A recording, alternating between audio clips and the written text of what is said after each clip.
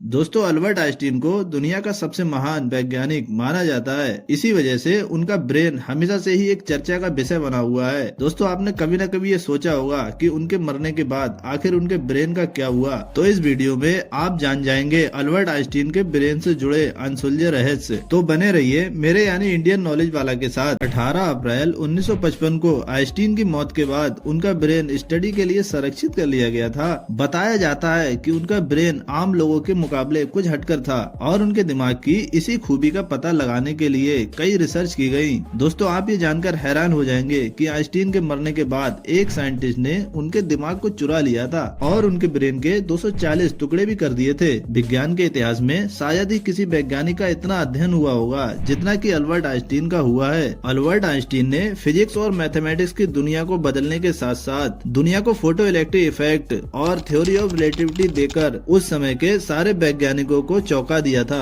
Einstein को हमेशा से ही आम इंसान से ज्यादा इंटेलिजेंट माना जाता है। आइंस्टीन के मौत के पहले ही उनका दिमाग अध्ययन का विषय बन चुका था। जब अमेरिका के न्यू जर्सी में उनकी मौत हुई तो थॉमस हार्वी नाम के पैथोलॉजिस्ट ने पोस्टमार्टम के दौरान उनका दिमाग निकाल लिया था। यहाँ अजीब बात यह थी कि आइंस्टीन ने कभी अपने दिमाग को निकालने की इच्छा नहीं जताई थी, बल्कि थॉमस ने बिना इजाजत के ही आइंस्टीन का दिमाग उनके शरीर से निकाल लिया था। इस लिहाज से तकनीकी तौर से थॉमस ने आइंस्टीन का दिमाग चुरा लिया था। इतना ही नहीं, थॉमस ने उनके दिमाग का अध्ययन भी किया और ये जानने की काफी कोशिश की कि आखिर आइंस्टीन का दिमाग आम लोगों के दिमाग से कितना अलग है। लेकिन ये जानना उनके लिए इतना आसान नहीं था। स्टडी के दौरान ही थॉमस ने आइंस्टीन के दिमाग के 240 टुकड़े कर दिए और उन्हें 2 जार में सुलोइडिन नाम के केमिकल में सुरक्षित रख दिया। इसके बाद थॉमस अपने साथ इन दिमाग के टुकड़ों को लेकर दुनिया के कई इलाकों में सफर करते रहे। आखिरकार 1985 में उन्होंने कैलिफोर्निया में अपने साथियों के साथ मिलकर आइंस्टीन के दिमाग पर पहली रिसर्च पब्लिश की।